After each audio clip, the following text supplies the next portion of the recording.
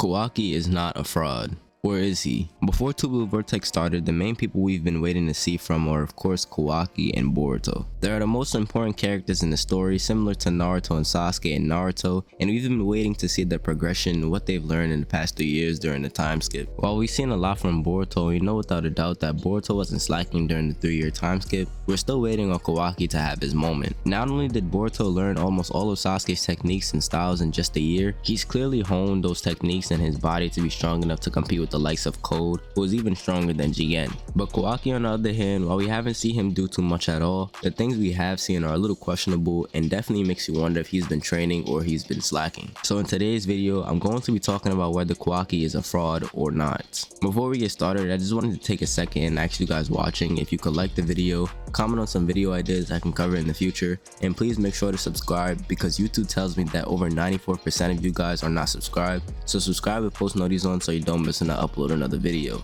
I wanted to start off talking about Kawaki in part 1 since in order to find out if he's a fraud now, we would have needed something to look forward to or something to expect from Kawaki. Kawaki in part 1 had aura to say the least, even from his introduction to the story. When we first meet Kawaki, we get to see him fight Garo, and in that fight, Kawaki displays how powerful he is, and you definitely get the sense that he stands on business. Kawaki has a pretty good fight with Garo, who's a Kara outer, and they're pretty even until Kawaki eventually activates Karma and bodies Garo. Kawaki was also weakened in this fight as well, since right before the fight, he was just passed out on the ground, and right after killing Garo, his body got fried and he passed out again. The next time we see him fight is in the Boro fight with Team 7, and he also does really well there. He's able to damage Boro just like everybody else, but to be fair, Boro doesn't have much durability feats and it's more so hacks than physical ability. He then fights against Code sort of, but it's really not a fight, it's more so just Code bullying Kawaki. Especially since Kawaki doesn't have Karma anymore, so this is just base Kawaki and he can't really do much to Code without Karma. Keep that part in mind for later. Kawaki then reawakens his Karma and fights Boroshiki pretty evenly, with Kawaki arguably having the slight advantage on Boroshiki towards the end, and eventually beats him too. He then proceeds to no-diff Code, but loses since Code was able to pull out Daemon to reflect Kawaki's blast that was going to end Code's life. Kawaki is also stated by Amato to be the strongest in the Leaf Village, and nobody can put his power in check after regaining his Karma. Then at the end of part 1, him and Boruto has a short fight in which he seems to still have a slight advantage on Boruto. So pretty much throughout all of part 1, Kawaki doesn't really lose any fights and displays that he's very powerful. He only loses 3 times, once against Code before he has Karma. He technically loses to Code when he regains his Karma, but Code only won due to having Daemon interfere, and then Daemon beats up both Kawaki and Boruto pretty quickly. He's also won about 3 times. He beats Garo, he beats Boroshiki, and then he beats Code right after. He might have even beat Boruto if not from interference from Sarada and others. However, a common trend in those fights that he won is that he always used Karma. You can count this as his 4th loss, but he does lose to Boruto in a sort of training match, which is another fight where Kawaki doesn't have Karma, and it's in this fight where he starts to question if he's more dependent on Karma than he thought. Once again, keep this Karma point in mind because I'm going to talk about it later in the video,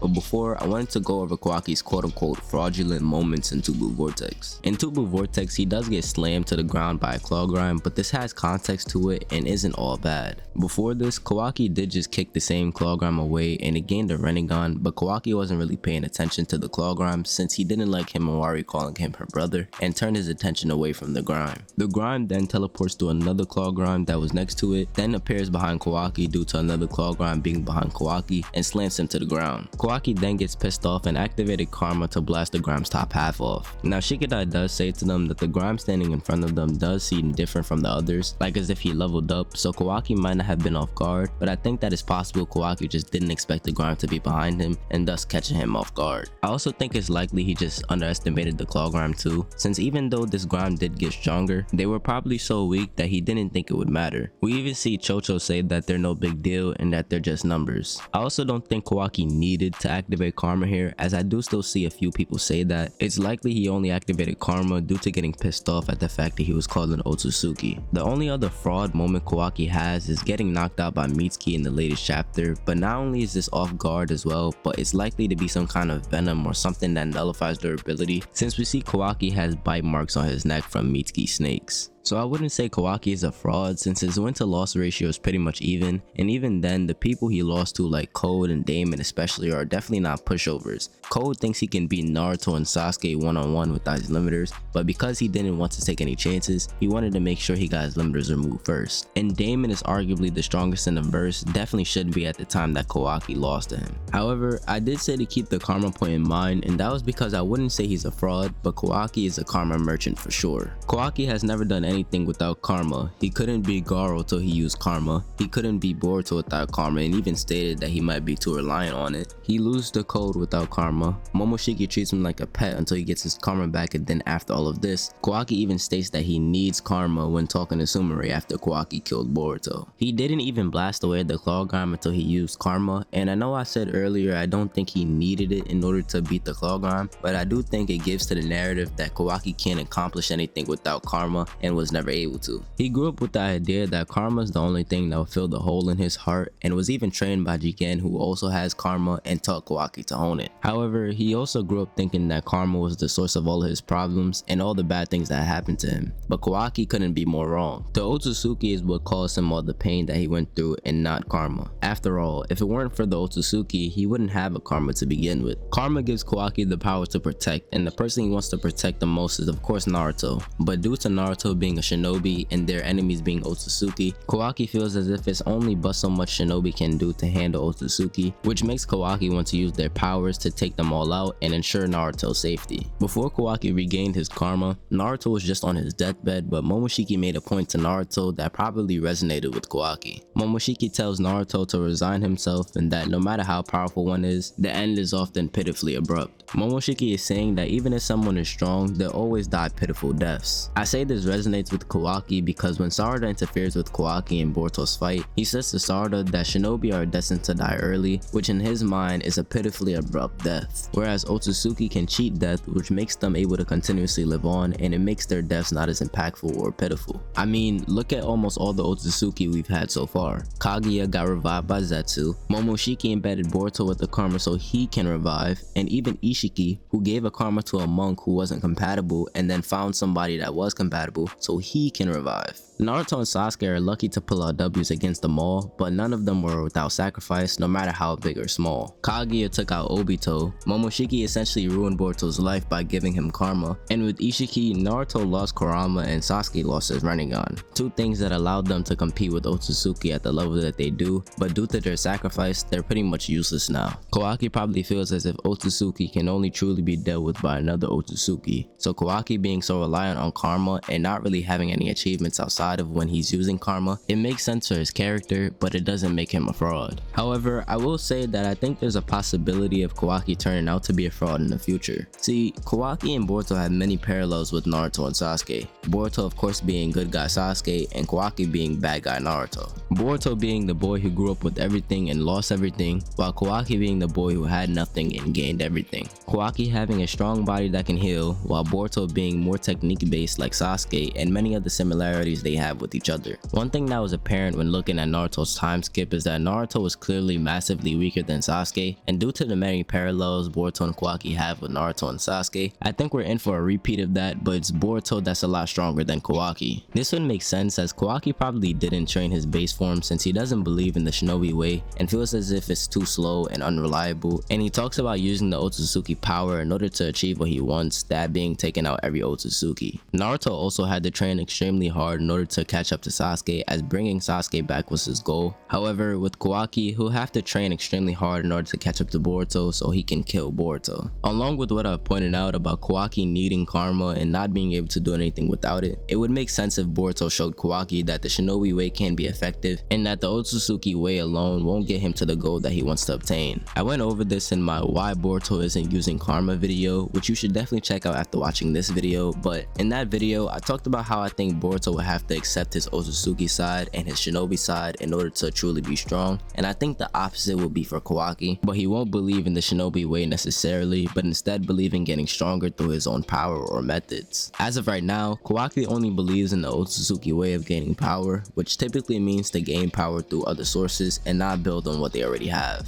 Kawaki isn't a fraud now, but in the future he might be, and I wouldn't be surprised if that day came sooner than we think.